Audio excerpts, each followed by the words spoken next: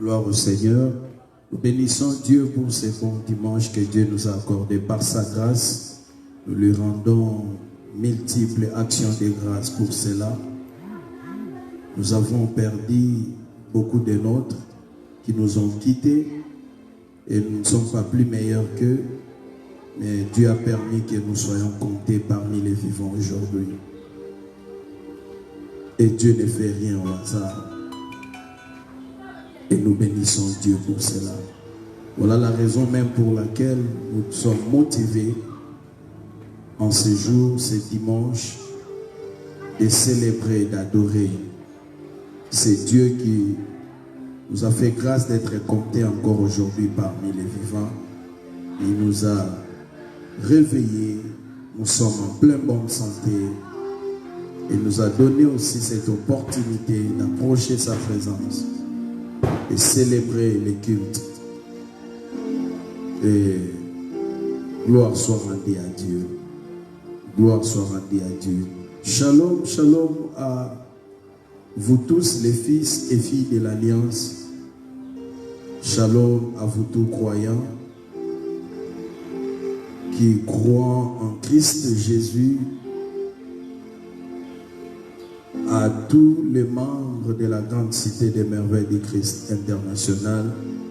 Que mon Dieu, le Dieu de l'Alliance, soit avec vous. Soyez scotchés, connectés à ces programmes.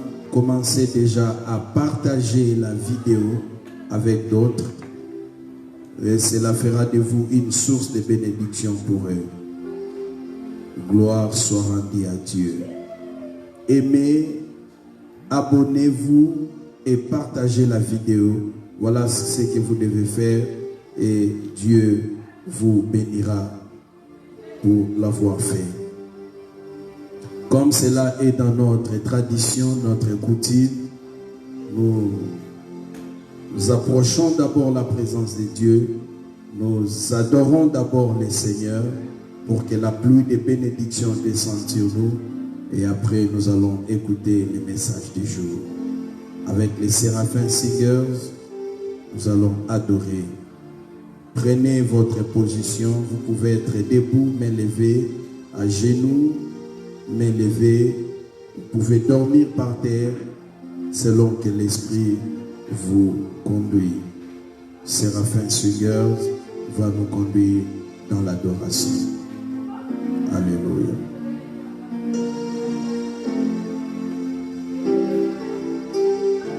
Gloire au Seigneur.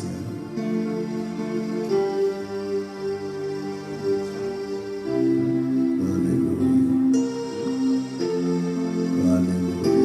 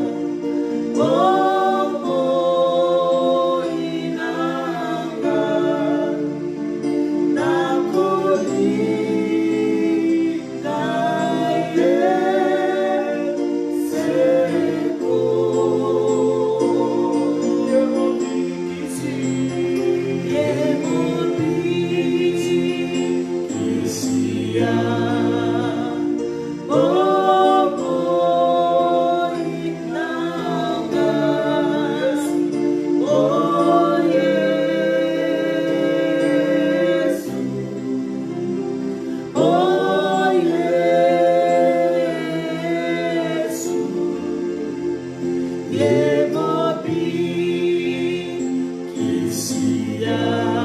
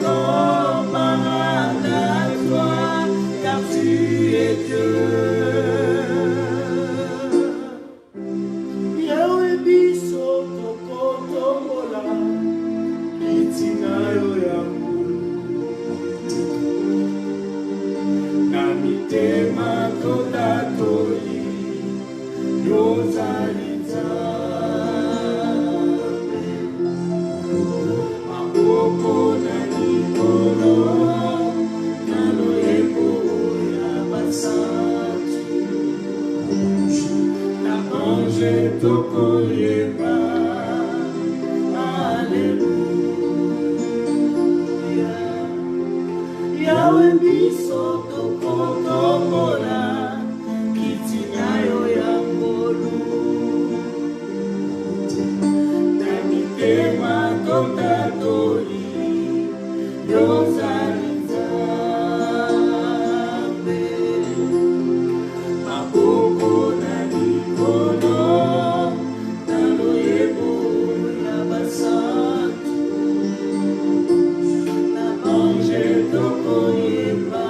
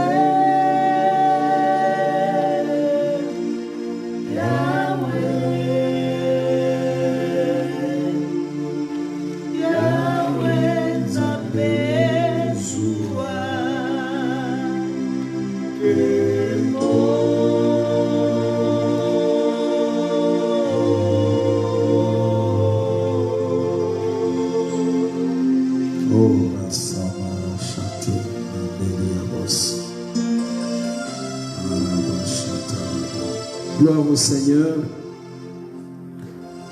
Nous allons lire Matthieu chapitre 25 à partir du 14e verset. Matthieu chapitre 25 à partir du 14e verset. Nous lisons au nom de Jésus-Christ. Il en sera comme d'un homme qui, partant pour un voyage, appela ses serviteurs et leur remit ses biens. Il donna 5 talents à l'un, 2 à l'autre et 1 au troisième, à chacun selon sa capacité. Et il partit. Aussitôt, celui qui avait reçu les 5 talents s'en alla, les fit valoir, et il gagna 5 autres talents. De même, celui qui avait reçu les 2 talents en gagna 2 autres. Celui qui n'en avait reçu qu'un talent alla faire un creux dans la terre et cacha l'argent de son maître. Longtemps après, le maître de ses serviteurs revint et leur fit rendre compte.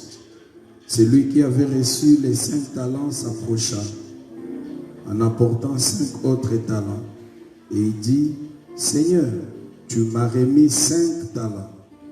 Voici, j'en ai gagné 5 autres.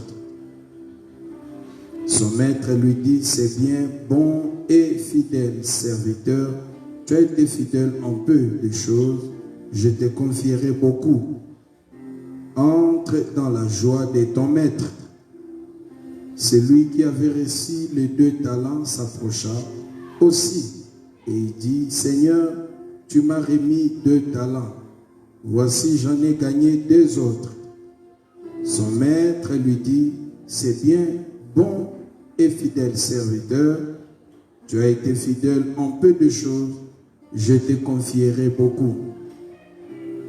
Entre dans la joie de ton maître. Celui qui n'avait reçu qu'un talent s'approcha ensuite et il dit, Seigneur, je savais que tu es un homme dur. Tu moissonnes où tu n'as pas semé et qui amasse où tu n'as pas vanné. J'ai eu peur et je suis allé cacher ton talent dans la terre. Voici, prends ce qui est à toi. Son maître lui répondit, serviteur méchant et paresseux.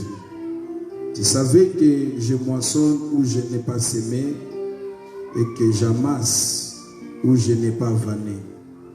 Il te fallait donc remettre mon argent au banquier et à mon retour, j'aurais retiré ce qui est à moi avec un intérêt. Ôtez-lui donc les talents et donnez-les à celui qui a les 10 talents, car on donnera à celui qui a et il sera dans l'abondance, mais à celui qui n'a pas, on ôtera même ce qu'il a. Et les serviteurs inutiles, jetez-les dans les ténèbres du dehors, où il y aura des pleurs et des grincements des dents.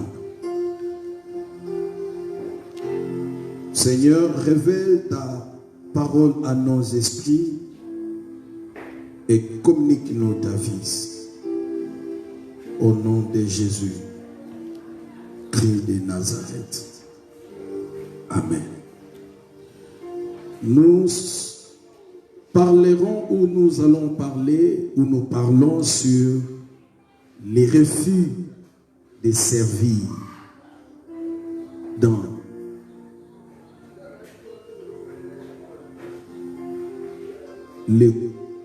la volonté de Dieu. Les conséquences de refuser de servir dans la volonté de Dieu. Quand tu refuses de servir dans la volonté de Dieu, eh bien, il y a des conséquences. Il y a des bénévoles, mais il y a aussi de ceux que Dieu assigne à une charge, à une responsabilité. Je ne parle pas des bénévoles. Dieu ne paye pas des bénévoles. Dieu appelle des gens, il les équipe et il les envoie à tout niveau, que ce soit ministre de l'évangile, ouvrier simple dans les champs, Dieu appelle toujours. Et quand vous êtes appelé à tout niveau, vous avez les devoirs maintenant là, à répondre à cet appel et à faire ce que les seigneurs, le maître, les suprêmes, vous assignent de faire. Les refus de les faire aura beaucoup de conséquences. Est-ce que la Bible nous les révèle dans ses livres? J'ai lisé cette parabole des talents, j'avais une autre compréhension, mais ça fait quelques jours ici, pendant mes méditations, Dieu m'a ouvert encore l'esprit pour comprendre. Et c'est très grave de refuser de servir dans la volonté de Dieu. Il y a de ceux qui servent Dieu, pas dans sa volonté. Il y a des séquisseurs dans leur propre volonté. Christ a dit dans les évangiles, ne travaillez pas pour le ventre, mais travaillez pour la vie éternelle. Il y a de ceux qui sont motivés au travail parce que leur ventre leur pousse à faire certaines choses pour gagner afin de remplir leur ventre. Leur motivation, c'est remplir leur ventre. Mais il y a de ceux qui servent pour la vie éternelle. Et ici, dans cette parabole, le Seigneur nous parle d'un homme, un patron, qui voulait faire un long voyage, appelle ses 3 serviteurs et les engage. Il donne au premier 5 talents, il donne au deuxième 2 talents et le troisième 1 talent. La Bible souligne très bien. Il les avait donné ces talents selon leur capacité. Le maître connaissait la capacité de chacun d'eux. Raison pour laquelle il y a cette différence des dons. Les dons a été donné, le nombre de talents a été donné à chacun selon sa capacité. Celui qui en avait plus, on lui a remis plus de talents. Celui qui en avait moyen, on lui a remis 2 talents. Celui qui n'avait pas assez, on lui a donné 1 talent. C'était selon leur capacité. Et la Bible dit, le patron va faire son voyage. Celui qui avait reçu 5 talents, il va les faire valoir. Il va les maximiser. Et il va encore produire 5 talents. Il aura maintenant 10 talents. Celui qui avait reçu 2 talents, il va faire de même. Il va les faire valoir en les maximisant. Et il aura gagné 2 talents. Et ça va faire 4. Et celui qui avait reçu 1 talent, il a dit, mon maître est dur. Il ne moissonne là où il n'a pas semé. Il amasse là où il n'a pas vanné. Il a pris les talents, il est allé cacher ça dans la terre. Il a creusé et il a mis les talents dans la terre. La Bible dit longtemps après, parce que le patron avait fait un long voyage. Longtemps après, le patron sera de retour. Maintenant, il devait leur rendre compte des talents qu'il les avait remis, donnés, qu'est-ce qu'ils en ont fait? La Bible dit, c'est lui qui avait reçu 5 talents, va apporter 5 autres pour dire à son maître, tu m'avais remis 5 talents, j'ai fait valoir les 5 talents, je les maximisé et voici j'ai gagné encore 5 autres talents, maintenant 10 talents, prenez ce qui est à toi, les 10. Le maître les regarde, lui dit, bon, tu es fidèle. Serviteur, on va te confier des grandes choses parce que tu as été fidèle dans peu de choses. Entre dans les repos, dans la joie de ton maître. Celui qui avait reçu 2 talents, lui aussi s'approche. Il présente au patron, à son maître, le 4. Il a dit, tu m'avais donné 2 talents, je l'ai fait valoir, je l'ai maximisé, j'ai gagné encore 2 autres talents. Voici les 4. Et le maître lui dira, bon et fidèle serviteur. Tu as été fidèle dans peu de choses et je te confierai beaucoup. Entre dans la joie de ton maître.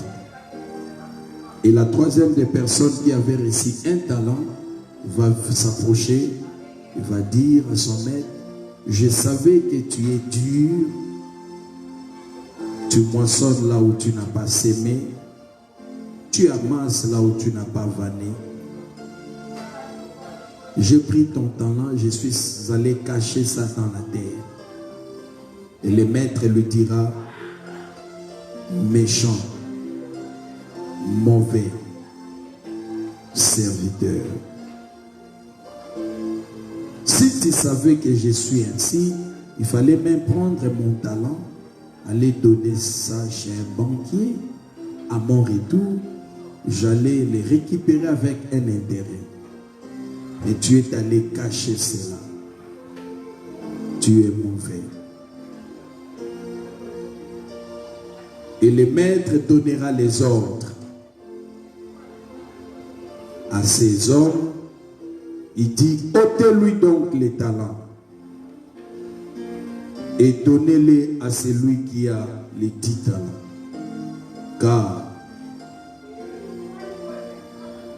on donnera à celui qui en a beaucoup et il sera dans l'abondance. À celui qui n'a pas, on notera même ce qu'il a. Et puis il dit, serviteurs inutiles, jetez-les dans les ténèbres du dehors, où il y aura des pleurs et des grincements des dents. C'était ça ma surprise. Cet homme sera jeté du dehors, il sera jeté dans les ténèbres du dehors, où il y a des pleurs et des grincements des dents, seulement parce qu'il n'a pas su fructifier, maximiser ce que son maître lui avait donné.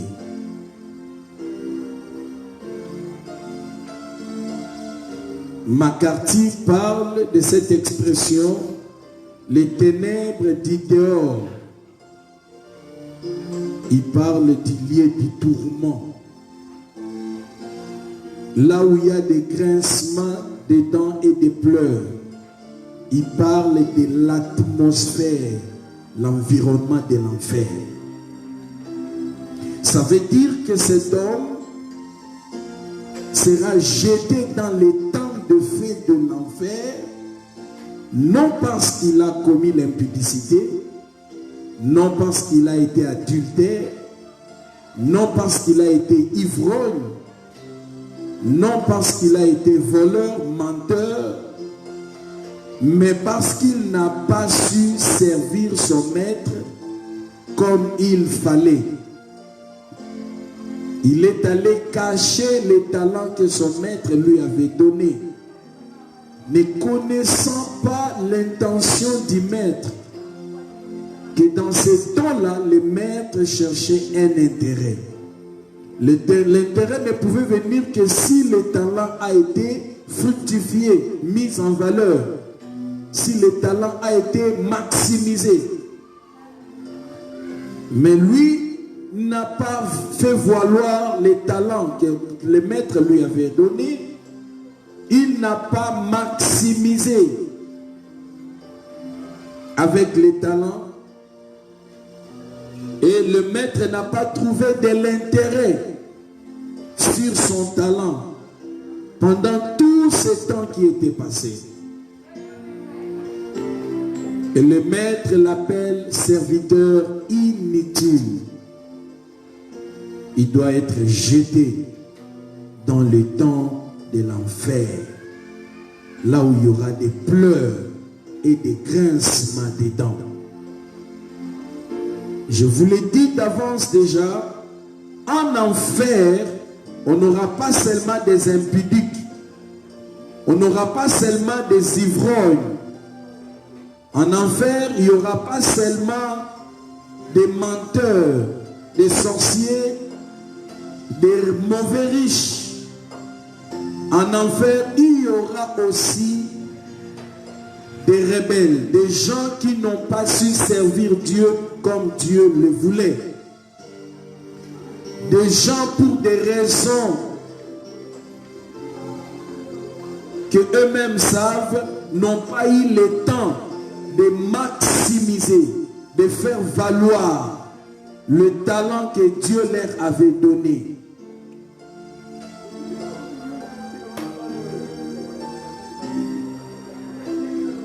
C'est ça qui m'a beaucoup étonné. On n'a pas dit que cet homme était un pécheur. Mais on a dit seulement qu'il n'a pas servi son maître. Ayant reçu les dons, mais il n'a pas fait valoir cela. D'abord, il avait une mauvaise conception de son maître. Écoute les paroles. Tu moissonnes là où tu n'as pas semé. Tu amasses là où tu n'as pas vanné. Je savais que tu es un homme dur. Raison qui a fait qu'il n'a pas su servir le maître, parce que le maître est dur.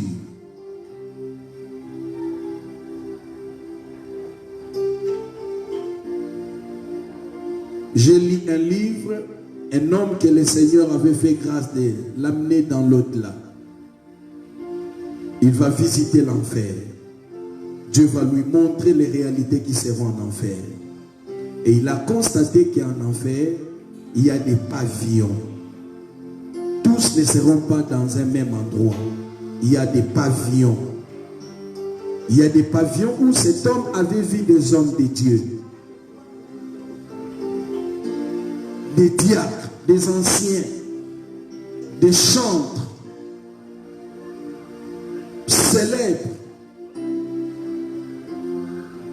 des grands hommes de Dieu, des évêques, des anciens, des prophètes. Il a vu des pavillons. Ça veut dire qu'il y aura aussi un pavillon où on va trouver des gens qui n'ont pas su faire valoir les grâces, les dons, les talents, les capacités que Dieu leur avait données.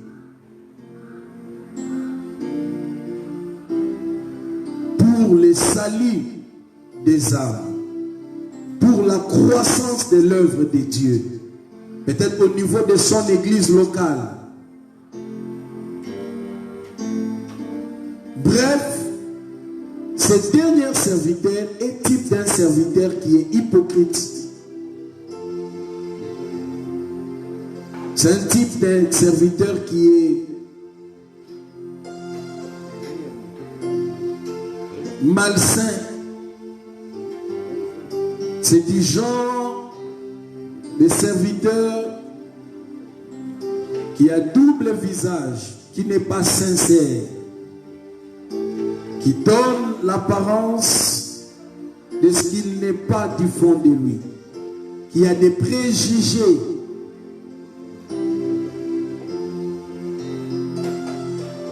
Et cela est un grand danger. J'appelle tout le monde à comprendre que le temps n'est plus là. Le temps n'est plus là. Nous devons faire tout, comme a dit Paul. J'ai fait tout à cause de l'évangile afin d'y avoir part.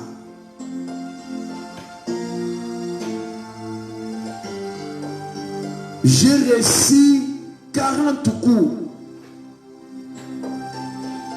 Je sais vivre dans la disette. Je sais vivre dans l'abondance. Au milieu de pleurs, d'abandon, de rejet, de trahison, de déconsidération,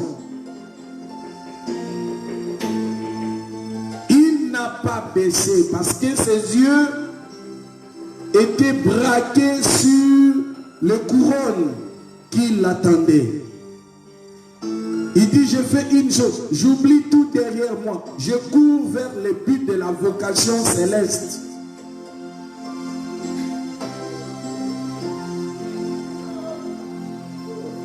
Bien-aimé, servir Dieu n'est pas volontaire.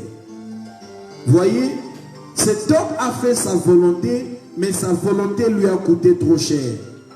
Lui a coûté l'enfer. Servir Dieu est impératif. On ne sert pas Dieu parce qu'on veut le faire.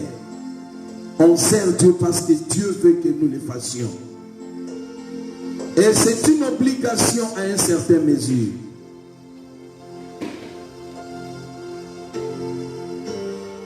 Tout celui qui croit être sauvé a le devoir de servir Dieu. Pas n'importe comment. De servir Dieu selon la volonté de Dieu. Peu importe les réalités de sa vie, peu importe les conditions de sa vie, la personne doit servir Dieu comme Dieu l'attend. Voyez, quand le maître a donné un talent à ces messieurs, il l'attendait à son retour avoir des intérêts. Et à son retour, il croyait avoir des intérêts. Il a été satisfait pour le premier serviteur et le deuxième, mais le troisième l'avait déçu. Je pressens comme les hommes dans ce 21e siècle, les hommes du troisième jour, ont tendance à être animés avec un esprit de libertinage. Ça veut dire ils font les choses avec Dieu selon ce qui leur semble bon. Ils n'ont pas cette peur-là. Ils n'ont pas cette crainte-là. Comme les gens du premier jour, comme les gens du deuxième jour. Nous qui sommes au troisième jour, et vous devez savoir, c'est pendant le troisième jour que le Seigneur élèvera son église, comme a dit Michel.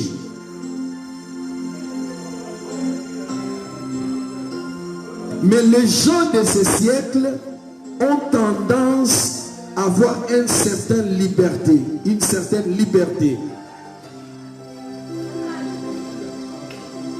Et les églises locales ou les églises locales en souffrent.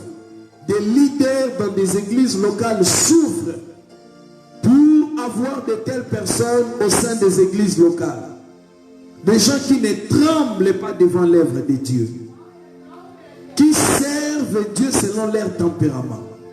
Si ce jour-là il se réveille, il a une mauvaise humeur, alors il influence l'œuvre de Dieu par son humeur.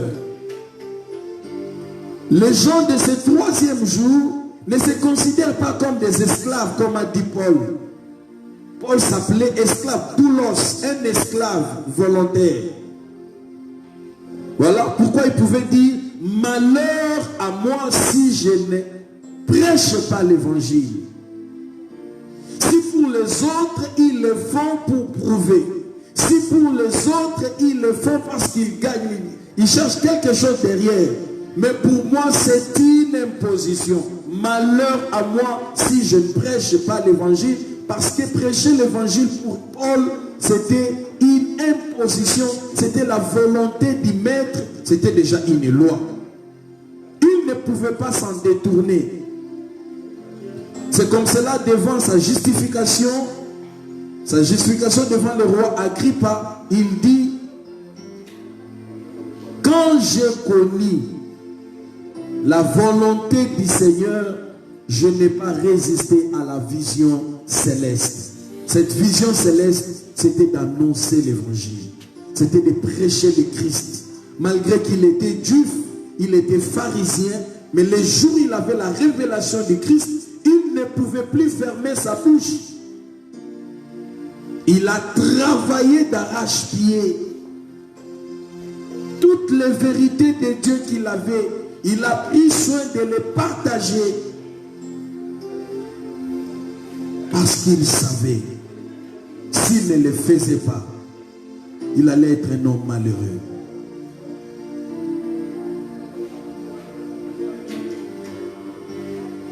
Les gens se donnent le luxe de faire autre chose, pas l'œuvre de Dieu.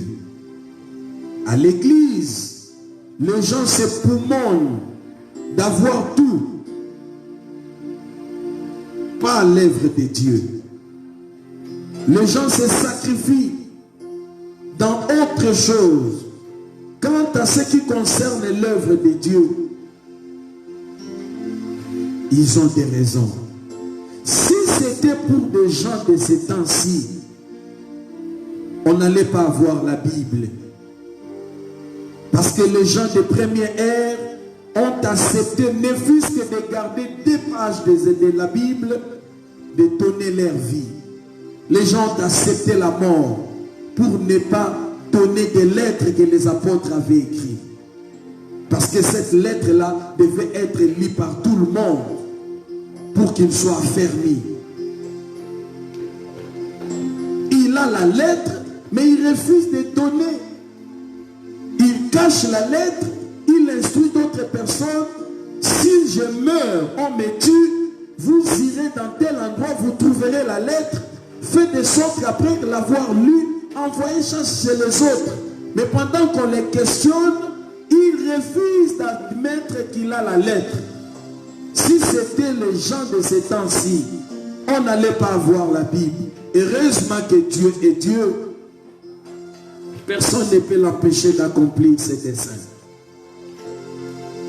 Mais quand je lis les hommes de ces temps,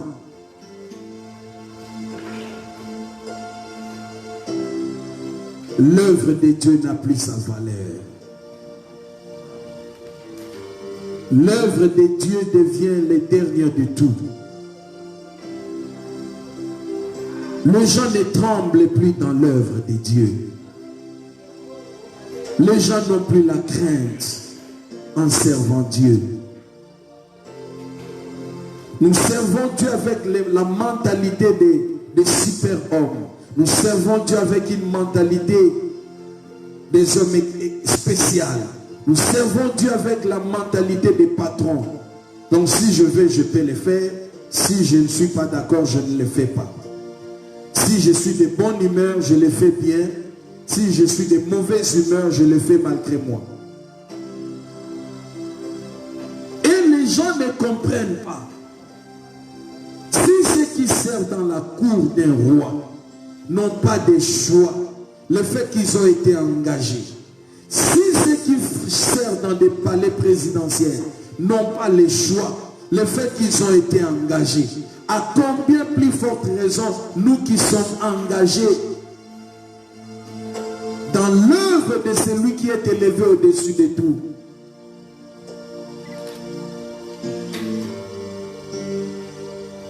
J'exhorte ma génération. J'exhorte les serviteurs de la 11e heure, de la dernière heure. Oui, vous devez servir Dieu, mais pas selon vous. Vous devez servir Dieu comme Dieu l'attend. Vous ne devez pas servir Dieu dans la superficialité, dans la légèreté. La Bible dit il est un piège pour un homme de prendre à la légère un engagement sacré. L'œuvre de Dieu est un engagement sacré. C'est un travail sacré. Et ça devient un piège, pas une bénédiction pour la personne qui veut servir Dieu dans la légèreté.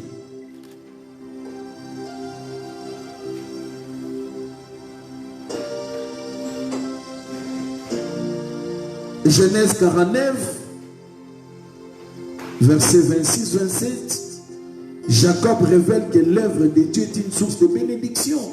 Quand il prophétisait sur Joseph, l'œuvre de Dieu de ton Père te bénira, t'aidera, des bénédictions qui dépassent les bénédictions de tes pères. Mais quand tu fais cette œuvre avec négligence, ça devient un piège pour toi, ça devient une malédiction. Maudit soit celui qui fait l'œuvre de l'Éternel avec négligence, a dit le prophète Jérémie.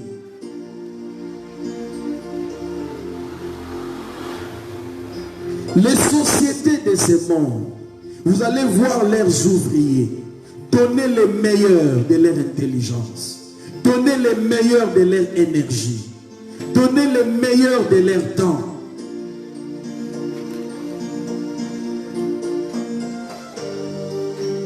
Mais alors que ce ne sont que des choses que des hommes ont fait, parce qu'ils courent derrière un salaire qui peut peut-être ne pas l'enrichir, ou s'il meurt aujourd'hui, malgré qu'il travaille dans cette société-là, il va laisser des biens énormes à sa famille. Non. Mais pendant qu'il travaille dans cette société-là, il donne le meilleur de lui-même.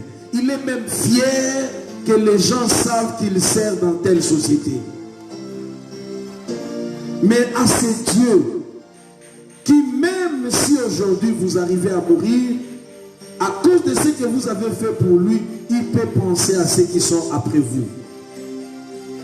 David a servi au dessein de Dieu dans sa génération, dans sa manière de servir Dieu. Dieu lui a donné le trône de la royauté en Israël. Dieu lui a promis le trône. Il a dit, je ne retirerai pas le trône de la royauté d'Israël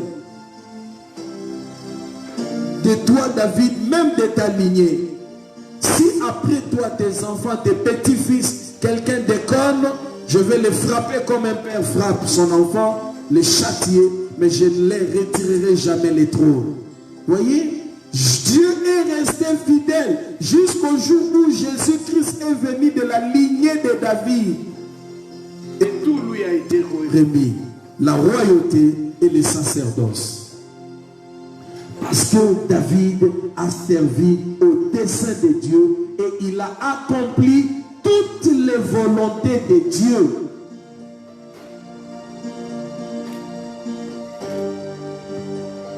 Qui nous a appris à plaquer avec l'œuvre de Dieu? Qui nous a dit que l'œuvre de Dieu c'est le dernier de tous les travaux que les hommes peuvent faire sur la terre? Qui nous a injecté une telle mentalité? Et les gens, quand ils viennent à l'église, ils blaguent à l'église. Ils font n'importe quoi à l'église. Ils font n'importe quoi dans leurs églises locales. Parce qu'ils voient ce que leurs yeux voient. Ils oublient que c'est l'œuvre de Dieu. C'est une station du corps mystique de Christ.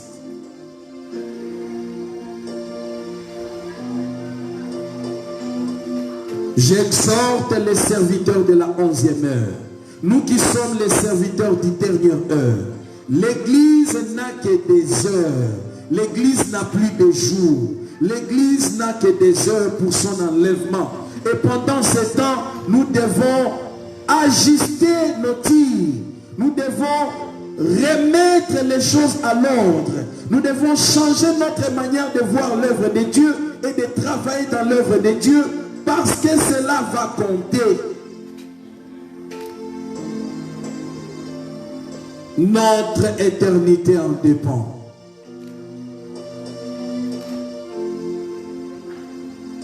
Nous allons lire Luc chapitre 1er. J'aime ces versets. Luc chapitre 1er, c'est la prophétie ou les paroles inspirées de Zacharie, père de Jean-Baptiste.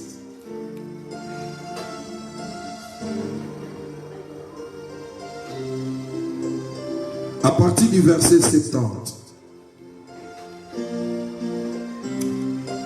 Remontons au verset 68. Béni soit le Seigneur, le Dieu d'Israël, parce qu'il a visité et racheté son peuple et nous a suscité un puissant sauveur dans la maison de David, son serviteur, comme il avait annoncé par la bouche de ses saints prophètes, des temps anciens, un sauveur qui nous délivre de nos ennemis et de la main de tous ceux qui nous haïssent.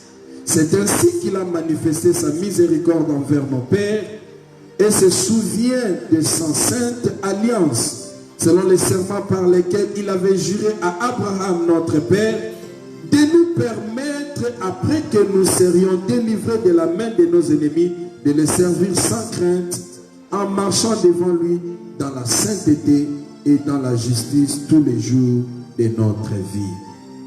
Voyez, cette lecture nous révèle, si Dieu nous a sauvés, c'est pour les servir.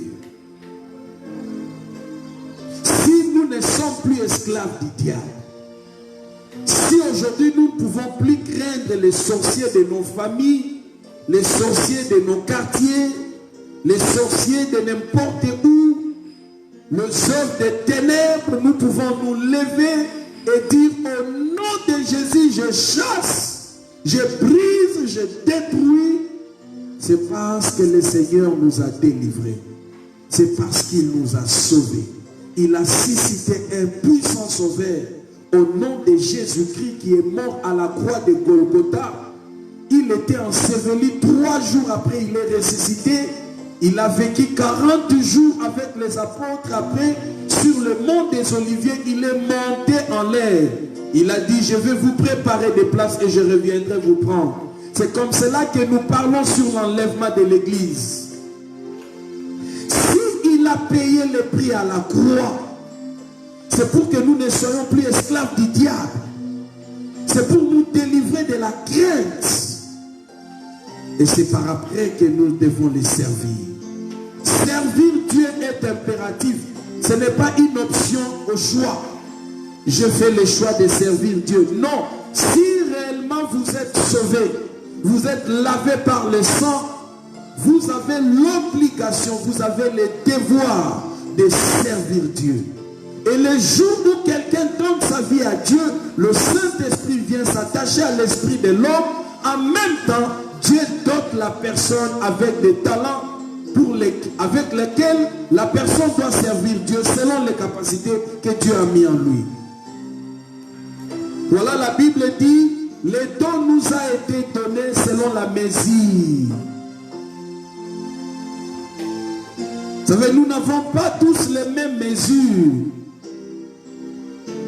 Quelqu'un peut se retrouver avec des dons. Tu as les dons de la prophétie, tu as les dons de guérison. Gloire à Dieu. Mais il faut les maximiser. D'autres, ils ont le talent de chanter. Ils ont le talent d'administrer, d'organiser. Gloire à Dieu, fais-les. Et on découvre à l'église qu'il y a plusieurs talents. Le fait que l'église a plusieurs domaines.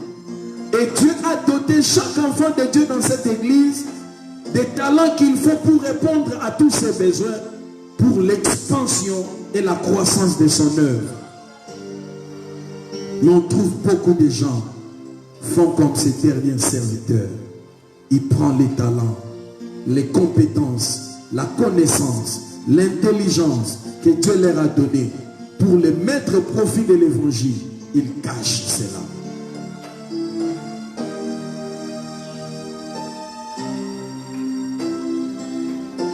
Si le visage de ton pasteur ne te plaît pas, si le visage de vos anciens, de vos diacres, du chef de votre département ou de votre commission ne te plaît pas, si le visage d'un frère, d'une soeur, d'un papa, d'une maman à l'église ne te plaît pas, cela n'est pas une raison pour toi de ne pas servir Dieu au maximum.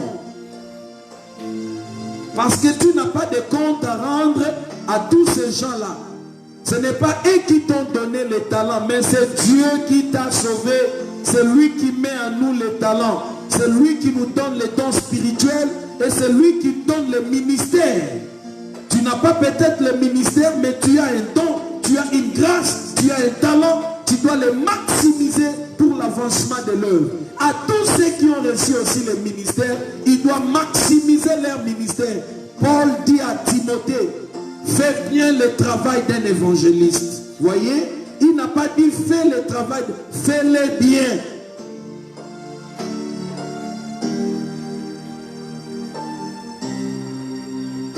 Les gens oublient que nous allons rendre compte. Et l'enfer n'est pas seulement pour les ivrognes. L'enfer est pour ceux qui cachent les talents de Dieu. Écoutez, ne dis pas, je fais d'abord ce que j'ai à faire. Quand j'aurai fini mes propres affaires, alors je vais me donner vraiment comme il le faut dans le travail de Dieu.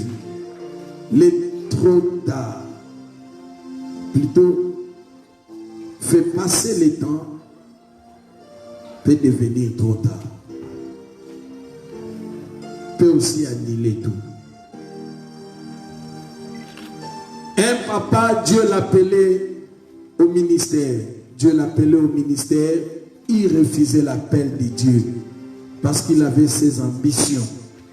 Il voulait faire des choses qu'il avait l'intention. Et lorsqu'il l'âge était tellement avancé, touché par la culpabilité que j'avais reçu un appel de Dieu, jusque-là, je n'ai pas répondu à cet appel. Pour couvrir cet appel-là, il impose à l'un de ses fils d'être prêtre. Dis-toi, tu seras prêtre. Je vais payer ce que je n'ai pas pu faire de ce que Dieu m'avait dit de faire. Alors, toi, tu iras faire la prêtrise à mon compte. Parce que Dieu, je savais que Dieu m'avait appelé, j'ai refusé de le faire. Vous voyez, ça ne se passe pas de cette manière. Il était conscient que Dieu l'appelait à faire quelque chose. Il savait que ce que je fais, je ne le fais pas comme Dieu attend de moi, pour des raisons qu'il savait. Mais la culpabilité ne quittait pas son esprit. Il avait ce poids-là sur lui. Je devais, mais je ne le fais pas. Je ne le fais pas.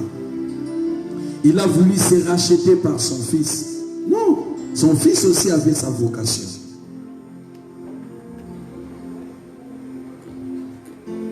Nous devons servir Dieu, pas n'importe comment. Nous devons servir Dieu en donnant le maximum de nous-mêmes. C'est ce que Dieu attend de nous. Il n'est pas n'importe qui. Dieu a droit au meilleur de nos vies. Il veut le maximum. Il veut le maximum. Je vous parle avec tout mon cœur. Il veut le maximum. Prive-toi pour donner le meilleur de toi à ton Dieu.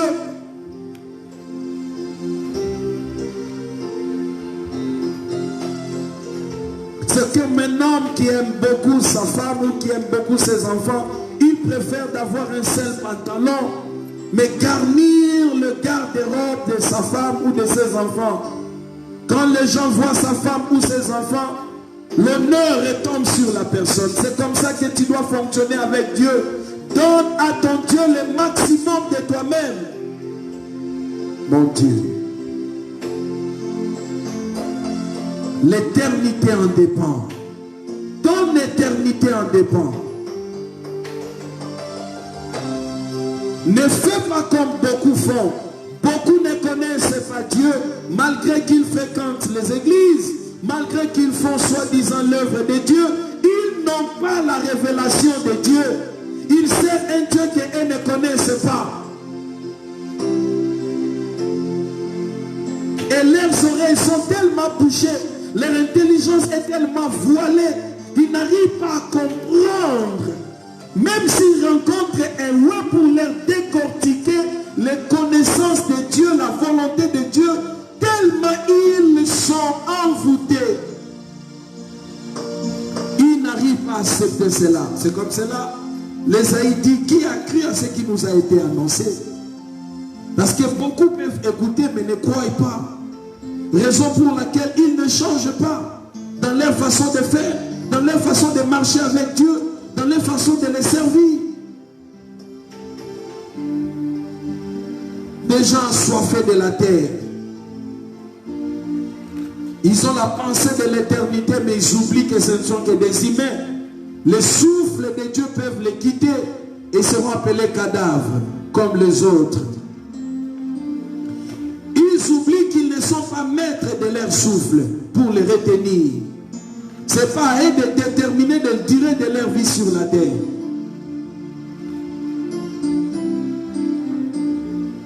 Servez Dieu. Donnez-lui le maximum. Dieu a droit au maximum. Dieu ne mérite pas le minimum. Dieu mérite le maximum. Donnez-lui le maximum. C'est son droit. Tout ce que nous sommes, tout ce que nous avons, ça vient de lui. Mon Dieu. Paul dit dans 1 Corinthiens chapitre 15 verset 58.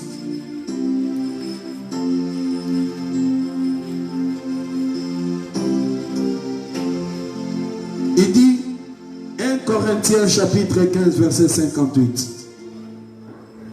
Ainsi mes frères bien-aimés, soyez fermes, inébranlables, travaillant de mieux en mieux à l'œuvre du Seigneur, sachant que votre travail ne sera pas vain dans le Seigneur. On n'a pas dit travailler de moins en mieux ou de mieux en moins. Non, on dit de mieux en mieux. Dieu mérite le meilleur. Et pour cela, nous devons être fermes. Nous devons être fermes et inébranlables. Parce qu'il y a beaucoup de réalités qui peut réduire la qualité de notre service à notre Dieu. Des choses que nous écoutons, des influences négatives, des événements qui se passent autour de nous, des réalités que nous rencontrons. Au milieu de toutes ces choses, nous devons rester fermes, déterminés à donner à notre Dieu un service de qualité, à lui donner le maximum. C'est comme cela il dit, soyez fermes, inébranlables et travaillant de mieux en mieux à l'œuvre du Seigneur, sachant que cela ne sera pas vain dans le Seigneur. Dieu est fidèle, il se souviendra. Pour ceux qui ont maximisé, qu'est-ce qu'il a dit? Bon et fidèle serviteur, vous avez été fidèle dans peu, je vous confierai beaucoup. Entrez dans la joie de votre maître. Dieu récompense toujours. Dieu paye toujours.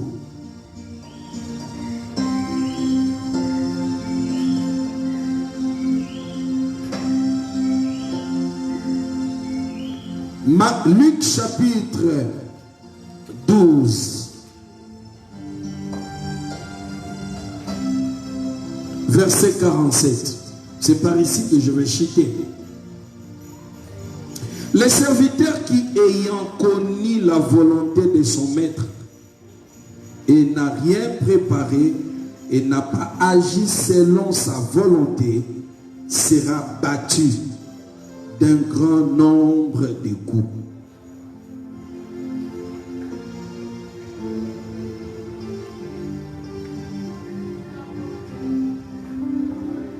Je répète, le serviteur qui, ayant connu la volonté de son maître, n'a rien préparé et n'a pas agi selon sa volonté, sera battu d'un grand nombre de coups.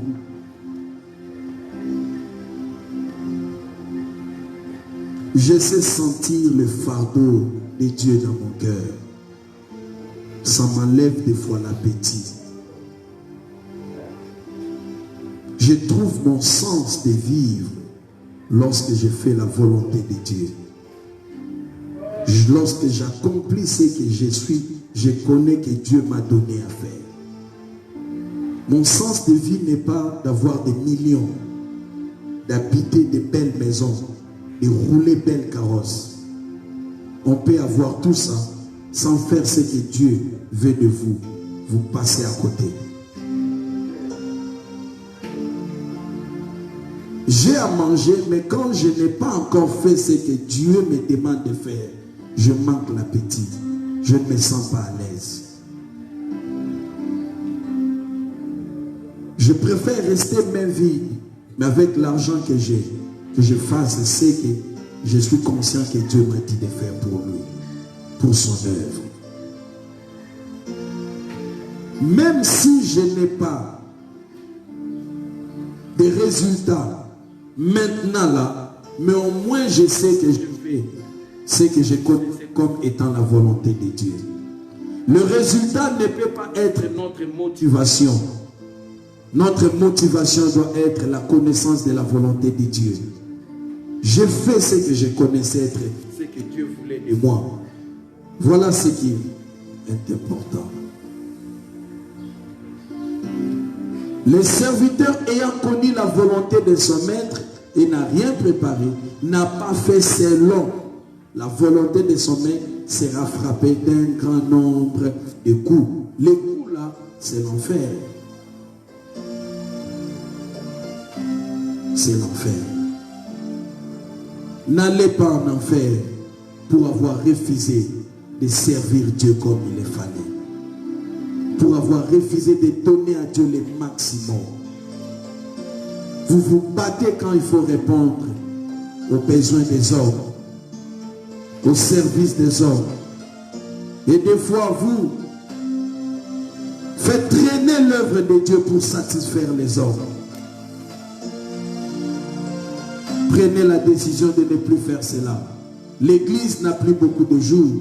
L'église n'a pas de jours. L'église n'a que des heures. Rachetez le temps car les jours sont mauvais.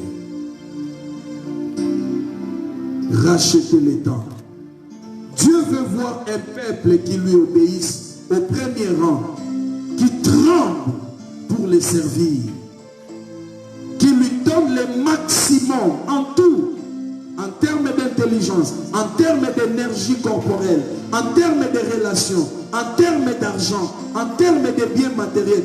Tout ce que vous avez de meilleur, vous le disposez pour maximiser le service que vous avez à rendre à votre Dieu. Sinon, les portes de l'enfer vous seront grandement ouvertes.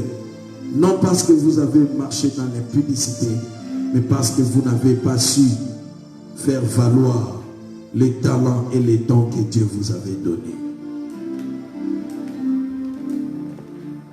Je crois avoir partagé cette lumière. Toi qui nous as suivis, et jusque-là, tu ne crois pas, l'enfer existe. Et si tu ne vas pas au ciel, tu iras en enfer.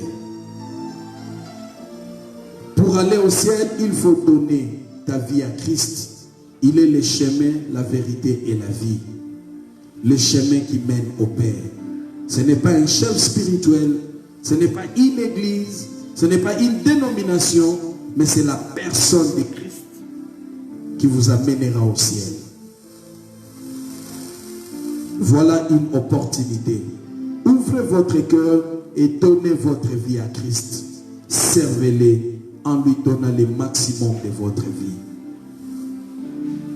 Vous serez compté parmi les rachetés. Si vous êtes prêt à le faire, répétez cette prière après moi.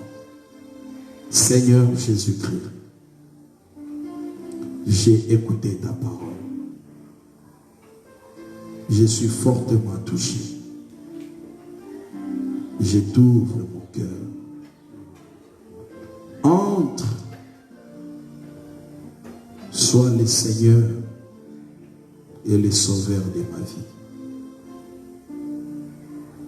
Pardonne tous mes péchés. Lave-moi et purifie-moi par ton sang.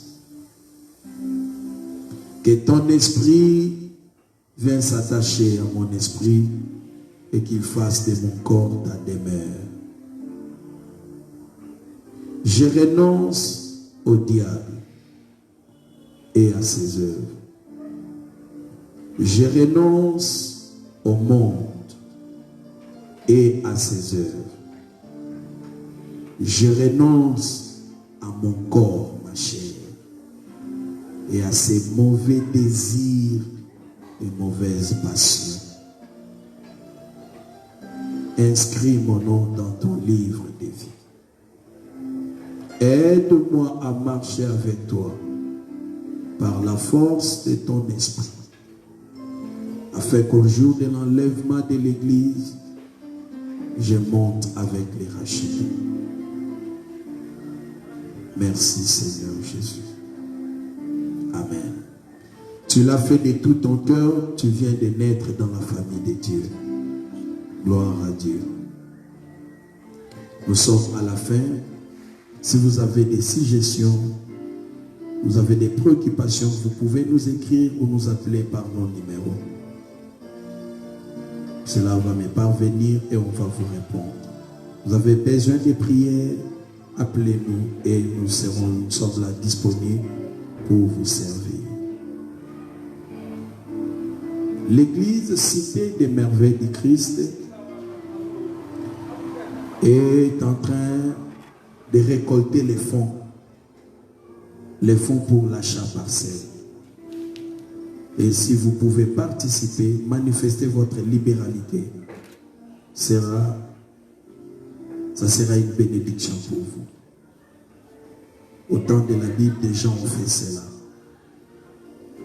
D'ailleurs, dans la Bible, il y a un homme qui avait lui-même bâti toute une synagogue avec son propre argent. Quand il était dans les besoins, les Juifs sont venus dire à Jésus, il mérite que tu lui accordes cela, parce qu'il nous a construit une synagogue. Et le Seigneur avait intervenu. Il avait guéri la personne qui était malade dans la maison de cet homme-là. Dieu est fidèle. Ce que vous allez faire pour son église, il va vous les récompenser. Vous pouvez nous appeler si vous êtes ailleurs. Nous avons le numéro M-Pesa.